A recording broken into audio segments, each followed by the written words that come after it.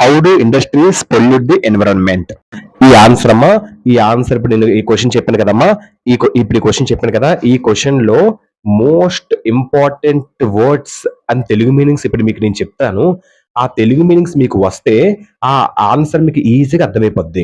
All in one లో answer తాలూకా vocabulary నేను చెప్తాను తెలుగు మీనింగ్స్. కానీ ఏ మెటీరియల్ మీరు చదువుకున్నా మాక్సిమం ఈ వర్డ్స్ ఉంటాయి.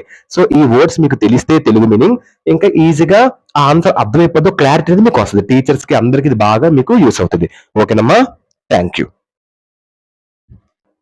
Air pollution, the contamination of the air by harmful substances. Harmful substances వల్ల ఎయిర్ కంటామినేషన్ అవ్వడం, పాడవడం.